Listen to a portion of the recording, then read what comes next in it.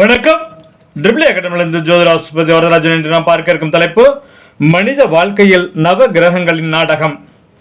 மனித வாழ்க்கையில் நவ கிரகங்கள் எந்த மாதிரியான ஆதிக்கம் செலுத்துகிறாங்க அப்படிங்கிறத பார்க்குறது தான் இந்த தலைப்பு.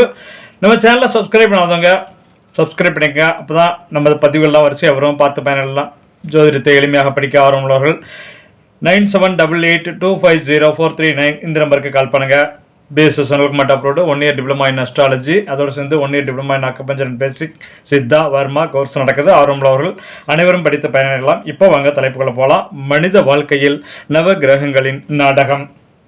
பொதுவாக மனித வாழ்க்கையை கிரகங்கள் அடிப்படையில் ஆதிக்கம் செலுத்தும் கிரகங்கள் வரிசைப்படுத்தி பார்த்தமையானால் மனித வாழ்க்கையில் முதல் 10 வருடம் 0 to 10 முதல் 10 வருடம் சந்திரனின் ஆதிக்கம் நன்றாக இருக்கும். நல்ல தாய் கிடைப்பால், முழுமையான தாயன்பு அரவணைப்பும் ஜாதகனுக்கு கிடைக்கும். குழந்தை பருவத்தில் இது ரொம்ப ரொம்ப முக்கியம். சந்திரனுடைய ஆதிக்கம் 0 to 10. 10 to 20 வயது 10 to 20 வயது புதனின் ஆதிக்கம் நன்றாக இருக்கும்.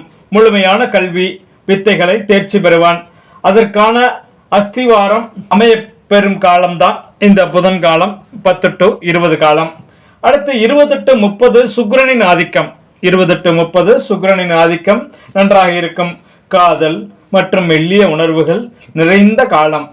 எதிர்பாலினத்தரை பார்த்தாலும் அழகாக தோன்றும் காலம். எதிலும் அழகை காணும் காலம். காதல் மற்றும் திருமணத்திற்கு உரிய காலம்.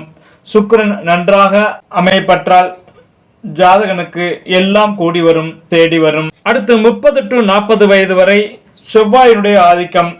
செவ்வாய் ஆதிக்கம் முக்கியமான காலம். மனிதன் தன் திறமைகளை ஆற்றல்களை வெளிப்படுத்தும் காலம். வேலை அல்லது தொழிலில் வளர்ச்சி பெறும் காலம்.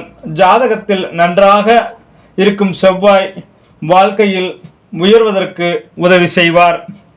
அடுத்து 40 to 50 வயதில் சூரியனின் ஆதிக்கம் காலம். பெயரும் புகழும் பெறுவதற்கு உரிய காலம். ஜாதகத்தில் நன்றாக இருக்கும் சூரியன் அவற்றை தேடி பிடித்து கொண்டு வந்து கொடுப்பார். இதற்கு பிறகுதான், அதாவது 50 வயதிற்கு பிறகுதான் மனிதன் பெட்டியை தூக்கும் காலம். என்ன பெட்டி என்று கேட்க வேண்டாம், உணர்ந்து கொள்ளுங்கள், புரிந்து கொள்ளுங்கள். காலம்தான் அதை உணர்த்தும்.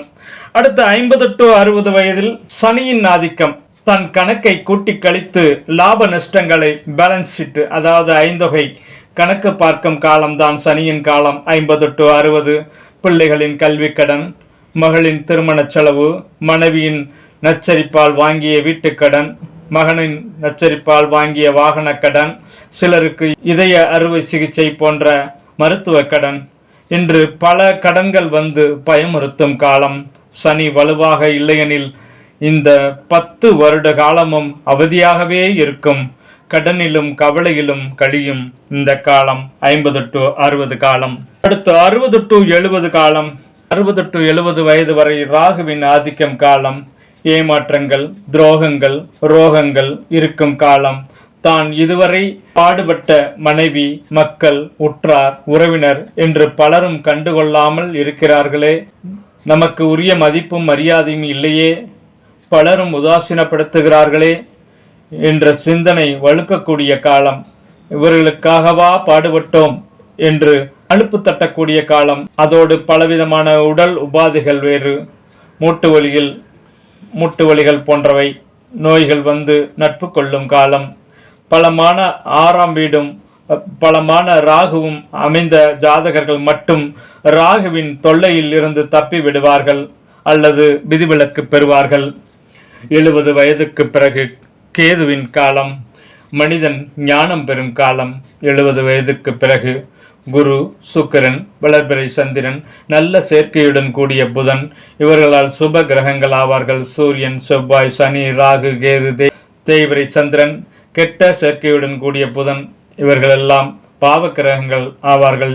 இது பொதுவான விதி என்றாலும் எந்த ஒரு பாவ கிரகம் ஒரு குறிப்பிட்ட லக்கணத்திற்கு ஆதிபத்தியம் மூலம் 5, 9 வீடுகளுக்கு அதிபதியானால் அவர்கள் சுப கிரகங்கள் போல நன்மை செய்வார்கள். மனித வாழ்க்கையில் நவ கிரகங்களின் ஆதிக்கம் எந்த வகையில் இருப்பது என்பது உங்களுக்கு தெளிவாக புரிந்திருக்கும். ஜோதிடம் என்பது ஜோதி இருக்கும் இடத்தை தெளிவாக புரிந்து கொண்டு இருட்டில் உள்ளவர்களுக்கு வெளிச்சத்தை காட்டுவதுதான் ஜோதிடம். இந்த மாதிரியான எளிமையாக ஜோதிடத்தை புரிந்து கொண்டால் போதும். ஆரோக்கியமாக வாழுங்கள், ஆனந்தமாக இருங்கள், வாழ்க வளமுடன், வாழிய பல்லாண்டு. நன்றி.